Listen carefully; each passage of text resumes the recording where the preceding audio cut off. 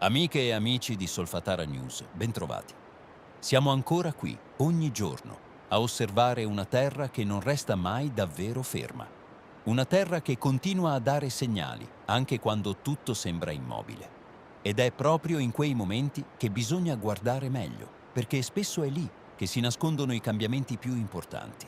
Il nostro monitoraggio va avanti senza pause, con i droni e con strumenti sempre più precisi. Il progetto del sismografo dedicato nasce proprio da questo. Avere un controllo diretto, continuo, capace di intercettare anche le microvariazioni che possono raccontare cosa sta succedendo sotto la caldera. Se volete partecipare, trovate la raccolta fondi attiva su GoFundMe in descrizione. È un modo concreto per sostenere un monitoraggio indipendente e costante. Ma oggi dobbiamo chiarire bene un punto che in molti stanno fraintendendo: i dati Medusa. Il sistema Medusa dell'INGV è composto da boe installate nel mare del Golfo di Pozzuoli. Non sono semplici boe come quelle che si vedono in superficie. Sono veri e propri sistemi di monitoraggio collegati al fondale marino. Ogni boa è collegata a sensori posizionati sul fondo del mare che misurano parametri fondamentali: pressione, variazioni del livello del mare, movimenti del fondale. Quando il suolo si solleva o si abbassa, anche di pochi millimetri, questi strumenti lo registrano attraverso variazioni di pressione. I dati vengono trasmessi in continuo, quindi sì, parliamo di un sistema che lavora in tempo reale. Ma qui arriva il punto più importante. Quello che vediamo sul sito è solo una parte dei dati e soprattutto sono dati grezzi. Cosa significa? Significa che quei numeri da soli non spiegano cosa sta succedendo.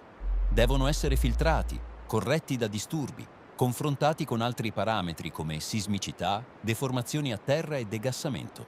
Solo così si può avere una lettura reale. E questo lavoro lo può fare solo l'INGV, perché ha accesso a tutti i dati completi e alle competenze per interpretarli. Quindi è fondamentale dirlo chiaramente. Guardare Medusa senza il quadro completo può portare a conclusioni sbagliate. E mentre sotto il mare i sensori registrano ogni minima variazione, noi oggi, 23 marzo 2026, siamo tornati sul campo con il nostro monitoraggio diretto. Prima tappa, Fumarola Pisciarelli. Qui c'è un dettaglio che non possiamo ignorare. La piccola pozza di fango che da circa una settimana aveva cambiato colore diventando marrone, quando storicamente è sempre stata grigia. Proprio ieri, durante la nostra live con i droni insieme a voi, era ancora marrone. Oggi invece, a distanza di poche ore, è tornata completamente grigia. Questo significa una cosa precisa: il sistema può cambiare in modo rapido, anche nel giro di un solo giorno. Non è un dettaglio banale, è un segnale, perché variazioni così rapide indicano movimenti nei fluidi, nei gas, nella composizione interna del sistema idrotermale. Subito dopo abbiamo osservato la fumarola principale e qui la situazione è evidente: forte pressione, getti intensi di fango e vapore, un'emissione più energica rispetto ai giorni scorsi. Il degassamento sta aumentando. Abbiamo misurato la temperatura, che oggi è di 106,4 gradi centigradi. Come sempre, trovate il grafico aggiornato a schermo con l'andamento dei giorni precedenti.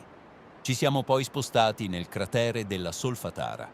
Sorvolando le pozze di fango, notiamo che sono praticamente tutte asciutte, tranne una, quella con la grata in ferro, dove è ancora presente una piccola quantità di fango. Anche questo è un segnale importante, perché indica cambiamenti nel sistema di circolazione dei fluidi. Successivamente ci siamo diretti verso la fumarola Bocca Grande. Anche qui il degassamento risulta in aumento, ma soprattutto colpisce la pressione con cui i vapori fuoriescono, continua, forte, ben visibile. Abbiamo misurato la temperatura anche qui. Oggi è di 185,5 gradi centigradi. A schermo trovate il grafico aggiornato. E adesso fermiamoci un attimo. Guardiamo il quadro completo. Sotto il mare, le boe Medusa registrano variazioni continue. In superficie vediamo cambiamenti rapidi nei fluidi. Le fumarole aumentano la pressione. Il sistema rilascia gas in modo costante. Non è un singolo segnale, è un sistema in movimento. Questo non significa che ci sia un'eruzione imminente, ma significa che il sistema è attivo e quando è attivo ogni variazione conta. Noi continueremo a monitorare ogni giorno, senza fermarci. Se volete restare aggiornati in tempo reale, iscrivetevi al canale e attivate la campanella, perché qui non si tratta di ipotesi, si tratta di osservare, capire e raccontare ciò che sta accadendo davvero.